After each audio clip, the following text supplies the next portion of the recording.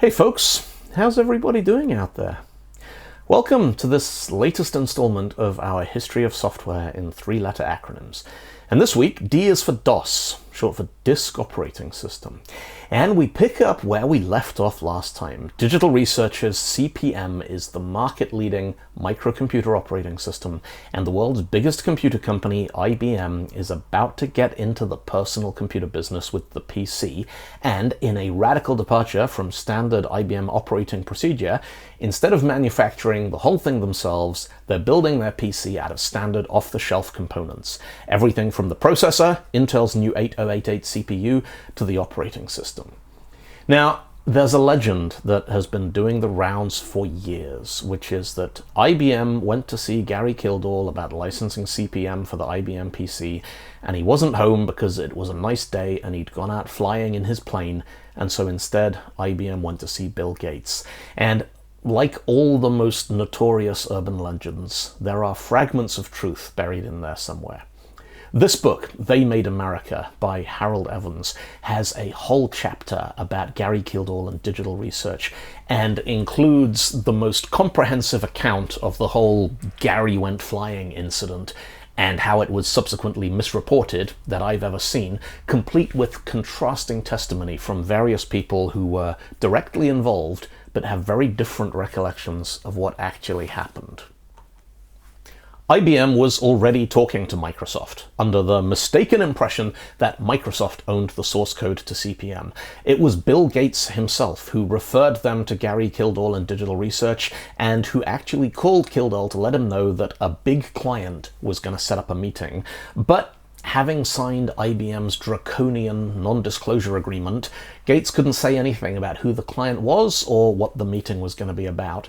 And when IBM came calling, Kildall was out flying, but only because he was a qualified pilot who often used his own planes to attend business meetings. He was out meeting with a client, he'd be back that afternoon, and he'd arranged ahead of time that his wife Dorothy, who was also Digital Research's co-founder and business manager, she'd handle the preliminary negotiations and licensing agreements, and Gary would be back later that day to participate in the technical elements of the discussion. The sticking point was that same non-disclosure agreement, which turned out to be so draconian that after talking with Digital Research's lawyers, Dorothy decided to wait until Gary arrived before signing anything. And with IBM refusing to even reveal what the meeting was about until they had a signed NDA, the meeting stalled. Now, this is where things get confusing. The folks from Digital Research all agree that Gary returned the same day, signed the NDA, IBM revealed their plans for the PC, and they ended the meeting with a handshake agreement that they'd make a deal. Jack Sams from IBM, he spent the next 20 years telling people that Gary never showed up, until when he was challenged on this by the authors of They Made America in 2004, he admitted that maybe Kildall had been one of the 3 or 4 people around the table at that meeting. To very broadly summarize what happens next, IBM ended up making a deal with Microsoft to supply an operating system for the PC. Only problem is Microsoft didn't actually have one, but a guy called Rod Brock did. Brock ran a small company called Seattle Computer Products. He was trying to sell a new computer he'd built based on the Intel 8086 processor, but nobody wanted to buy a computer without an operating system, and the 8086 version of CP/M wasn't available yet. So Brock hired a 24-year-old computer science graduate called Tim Patterson to write an operating system.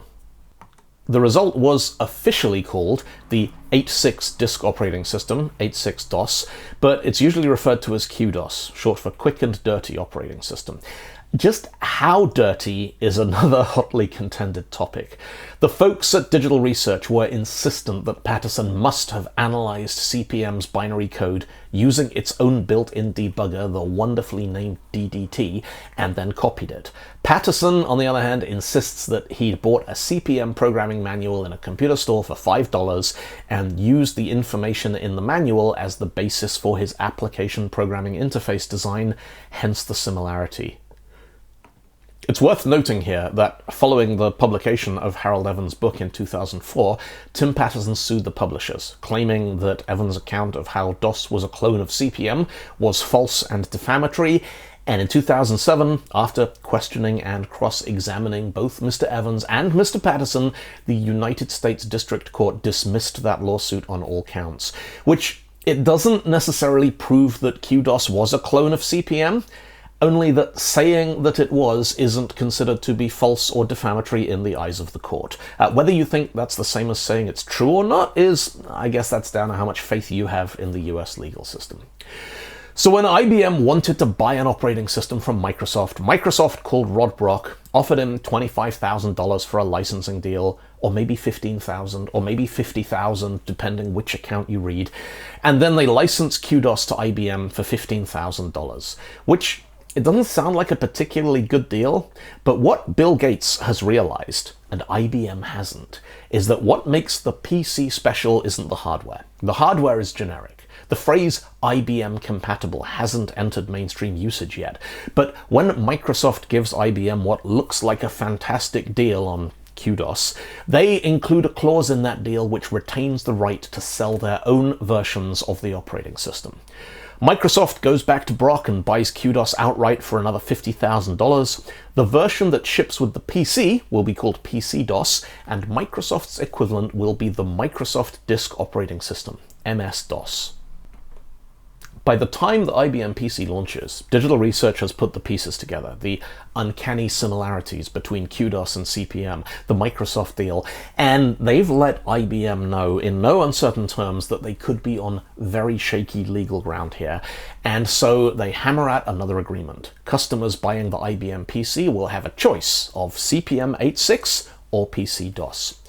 Gary Kildall and the Digital Research team absolutely believe that side by side on an even footing, customers will quickly realize that CP/M 8.6 is the better operating system, that technical superiority will prevail, and that by the mid-1980s we'll all have upgraded to MPM 8.6 and we'll have preemptive multitasking and TCP networking as standard features of a $1,000 computer. But when the IBM PC reaches computer stores, customers do indeed get a choice. They can get it with PC-DOS for $40 or with CP/M 8.6 for $240, on top of the base system price of around $1,600. The rest is history. And as the saying goes, history's written by the winners, and the winner of this particular bout was undoubtedly Bill Gates and Microsoft. It turns out once you've combined enough generic components with Microsoft's MS-DOS operating system, the only missing piece is a copy of IBM's BIOS code. By late 1982, several companies have developed their own versions of IBM's BIOS using something called clean room re-engineering. A team of engineers analyzed the BIOS, for which the source code was readily available, and write a detailed specification, which they then give to their legal team, who then pass that to another separate team of engineers, who then write a BIOS that fulfills all the details in the spec, and voila, an IBM-compatible BIOS that can't possibly infringe copyright because the people who wrote it have never seen the original IBM code, so they can't possibly have copied it. IBM-compatible PC clones running MS-DOS would become the dominant business computing platform of the late 1980s, although, with a certain amount of irony, Digital Research's most successful product was their own version of the MS-DOS operating system, called DR-DOS. Digital Research's technology would also play an instrumental role in the development of CD-ROMs, including the first CD-ROM-based encyclopedia, released in 1985. Digital Research was acquired by Novell in 1991 for $125 million. The DR-DOS product, in turn, that was sold to Caldera in 1996. But by that point, Microsoft's flagship operating system, Windows 95, wouldn't run on any underlying operating system other than the Microsoft MS-DOS that it was bundled with, which effectively ended the era of DOS as a consumer product in its own right. Gary Kildall died in 1994 following a head injury he'd sustained in a bar in Monterey, probably from a fall, although an article in Forbes magazine claimed that he got into a fight. The autopsy found evidence of chronic alcoholism. The man who'd invented the microcomputer operating system was dead at 52 years old, having never really got over Bill Gates and Microsoft receiving the credit, not to mention the billions of dollars in revenues, for bootstrapping the desktop computer revolution. These days, if you need DOS for retro computing or emulation or embedded systems, your best bet is FreeDOS. It's an open source version of DOS started in 1994 that is still being actively maintained. And in a somewhat ironic turn of events, what would have been the last version of DRDOS 8, was withdrawn from sale shortly after its release in 2004, when it transpired that it used code originally published by FreeDOS under the GNU General Public License. So we've got QDOS copying CP/M, Microsoft copying QDOS, DRDOS copying MS-DOS, Caldera DOS buying OpenDOS, FreeDOS cloning MS-DOS, DRDOS eventually copying FreeDOS. And so I think it's only fitting that we wrap up today's installment with a bit of a confession. Because one day, probably sometime in August 1991, I was off school for the summer holidays, playing around on the family computer. It's an IBM compatible 286 PC clone, 40 meg hard drive, had an entire megabyte of RAM, and I somehow managed to delete the operating system. Not all of it, but right at the heart of MS-DOS were two system files, ms-dos.sys, io.sys, and a command interpreter, command.com.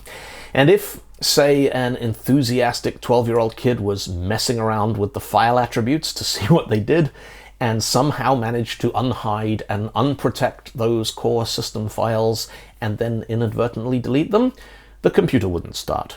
Which was no problem, because obviously he had a backup, except that didn't work either.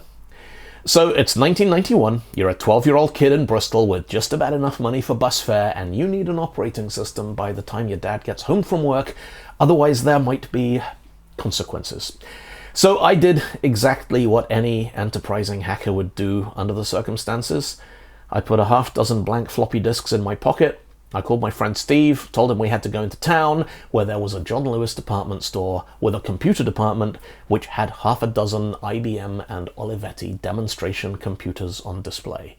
And then, while Steve asked the salesperson all sorts of complicated questions about the various kinds of dot matrix printers that were on sale at the other end of the room, I surreptitiously ran format/s a: on one of the display computers.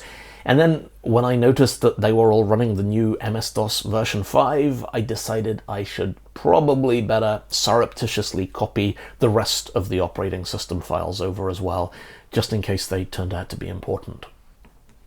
I got those disks home, booted the computer, used the sys command to make the hard disk bootable again, and Microsoft's legendary commitment to backwards compatibility meant Dad never realized the computer had mysteriously been upgraded from MS-DOS 4.01 to MS-DOS 5.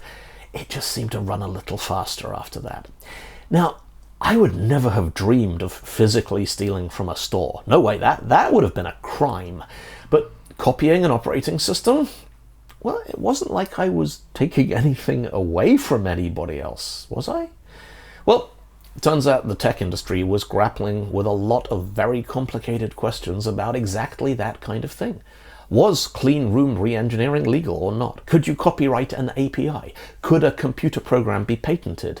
And with the web and file sharing and broadband internet connections just around the corner, not to mention half a dozen different and incompatible ideologies all claiming to be free software, things were only going to get murkier. So in episode E, we're going to meet the Electronic Frontier Foundation, an international non-profit group set up in 1990 to promote and defend internet civil liberties.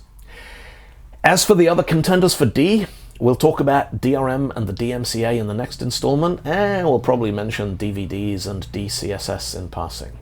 DNS and DHCP, I think we'll get to those when we talk about TCP/IP.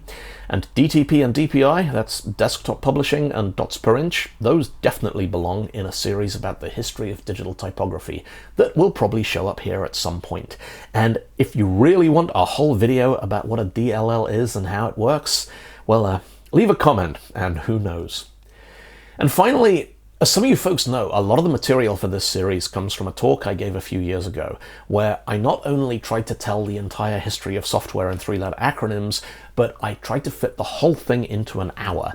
And to do that, I bundled up the EFF, the FBI, and the GPL into a short riff on piracy and privacy and licensing. But now that each letter gets its own episode, Folks, I really don't want to make an entire video about the FBI. Turns out it's nothing like as interesting as it looked on the X-Files. Now, I already talked about the Federal Communications Commission, the FCC, in a video I did a few months back about network neutrality. So what do you think F should be about? You want to see a video about FTP, the file transfer protocol that is older than TCP? FPUs, the floating point units, beloved of anybody old enough to remember running POVRE on a 386? Or maybe a video about finite state machines, FSMs, as a sneaky way to just geek out about regular expressions for a bit. Leave a comment, let me know what you think F should be for, and I'll pick one or two of them that look interesting. Folks, thank you so much for tuning in. Over the next few months, our alphabetical history of software and TLAs will probably be interspersed with some videos from the road. Because it's autumn, conference season is in full swing.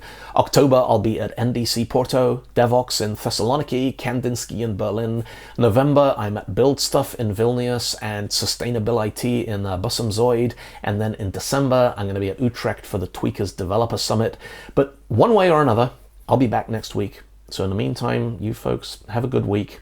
Look after each other, take it easy out there, and I'll catch you next time. Bye-bye.